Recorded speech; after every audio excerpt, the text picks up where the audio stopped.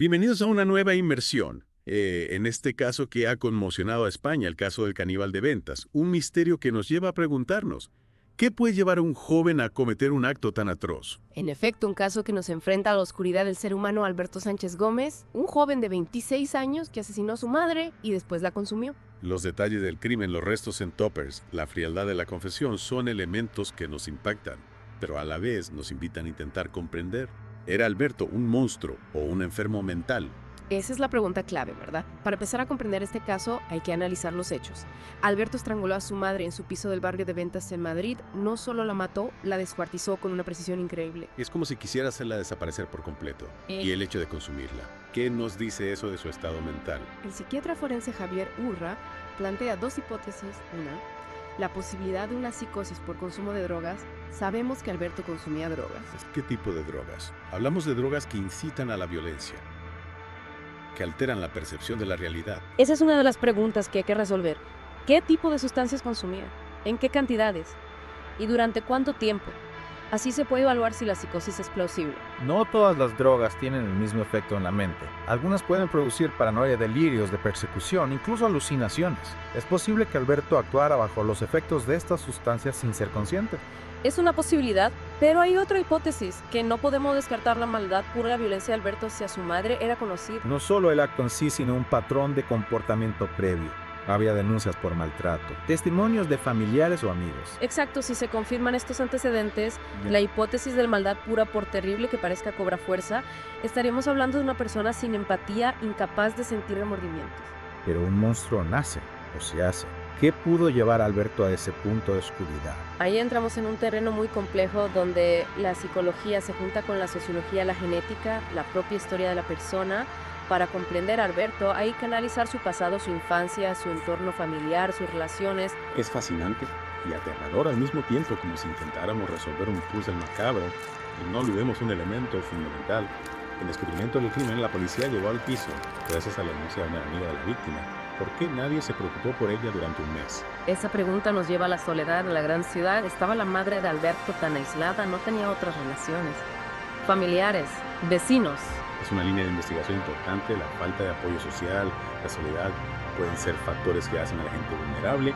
Quizás si la madre de Alberto hubiera tenido más apoyo, la tragedia se podría haber evitado. O quizás no, quizás el destino de esta mujer ya estaba escrito. Esa es la gran incógnita. No solo comprender las motivaciones del asesino, sino si la tragedia se podría haber evitado. Un misterio que se adentra en la mente humana, un viaje a través de la oscuridad que nos enfrenta a nuestras propias sombras. Ahora vamos a adentrarnos en lo más profundo de esta historia, la confesión de Alberto y lo que encontraron los agentes en el piso. Un relato que nos acerca al abismo, pero que nos da pistas para comprender al asesino. Los agentes entran al piso y se encuentran con un escenario, dantescos restos humanos en toppers, un olor terrible, una imagen que se les quedó grabada a todos los que estaban ahí. Una imagen que es difícil de imaginar, y Alberto, en medio de ese horror, confesó el crimen con una tranquilidad pasmosa. ¿Cómo es posible que alguien que ha hecho algo así pueda estar tan tranquilo?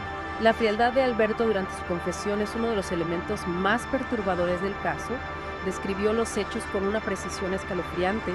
No mostró arrepentimiento ni remordimiento. Esa frialdad podría ser un signo de psicopatía. Sabemos que los psicópatas no tienen empatía, son incapaces de conectar con el sufrimiento de los demás. Es una posibilidad que los investigadores tuvieron que valorar. La evaluación psicológica de Alberto sería crucial para determinar su estado mental en el momento del crimen y durante el juicio.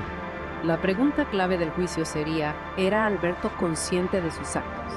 ¿O actuó bajo un estado de enajenación mental? Exacto, la defensa de Alberto se basaría en demostrar que sufría algún trastorno mental que le impedía comprender la gravedad de sus acciones. Y aquí aparece un elemento aún más inquietante: las voces.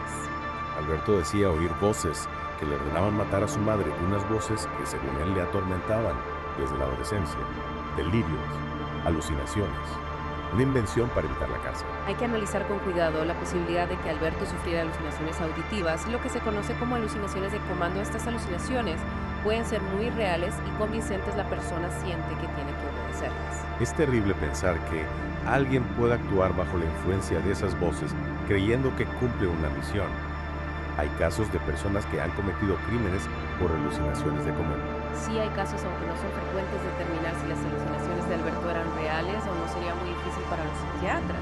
Claro, también puede ser que Alberto estuviera manipulando la realidad, inventándose una excusa para justificar lo que hizo. En efecto, distinguir entre una enfermedad mental real y una simulación es uno de los mayores desafíos en psiquiatría forense. En este caso, las consecuencias serían determinantes para Alberto. Si se considera que actuó bajo un estado de enajenación mental, podría ser internado en un psiquiátrico en lugar de ir a la cárcel, una decisión que generaría mucha polémica. Sin duda, la sociedad española se enfrentaría a un dilema moral. ¿Cómo castigar a alguien que dice haber actuado por voces que le ordenaban matar? ¿Justicia o compasión? Mientras tanto, Alberto el caníbal de Ventas se convertía en un símbolo del horror, un recordatorio de la oscuridad de la mente humana. Este caso nos deja conmocionados y con muchas preguntas más allá de horror. ¿Qué podemos aprender de esta tragedia? ¿Qué nos dice sobre la mente humana y sus límites? Es una pregunta difícil que nos hace pensar en esa línea tan fina entre la cordura y la locura. El caso de Alberto nos recuerda que a veces la mente humana puede ser un laberinto oscuro. Y nos recuerda la importancia de la salud mental, de estar atentos a las señales y buscar ayuda cuando la necesitamos o cuando vemos que alguien cercano la necesita. Claro, la prevención es fundamental. Detectar un problema a tiempo, dar apoyo psicológico y familiar pueden marcar la diferencia entre una tragedia y la recuperación. Pero incluso con la mejor atención, hay casos que se escapan de nuestro control, casos como el de Alberto, donde la violencia aparece de forma inesperada. ¿Qué podemos hacer ante esto?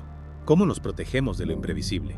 No hay respuestas fáciles, pero la atención, la empatía, crear redes de apoyo social pueden ayudar a estar presentes, escuchar, observar, ayudar a quien lo necesita. Puede ser un primer paso para prevenir la violencia. Y no olvidemos, la justicia es importante. Determinar la responsabilidad de Alberto, teniendo en cuenta su estado mental, sería una tarea complicada para el sistema judicial.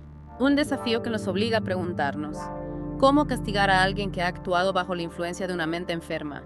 ¿Es la cárcel la respuesta correcta? O quizás internarlo en un psiquiátrico donde pueda recibir tratamiento y no ser un peligro para él o para los demás. En cualquier caso, el debate está abierto al caso del caníbal de Ventas. Nos deja muchas preguntas, un desafío para entender la mente humana y para nuestro sistema judicial. Y nos recuerda que la oscuridad puede aparecer en cualquier sitio, incluso en una familia, en la intimidad de un hogar. Una historia terrible que nos recuerda que la realidad puede ser más dura que la ficción y que la mente humana esconde secretos que quizás nunca lleguemos a entender del todo.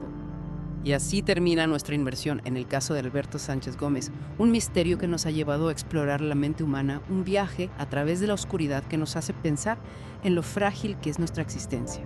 Un caso con más preguntas que respuestas, pero que nos anima a buscar la luz, a comprender mejor al ser humano, a construir un mundo donde la tragedia del caníbal de Ventas no se repita nunca más.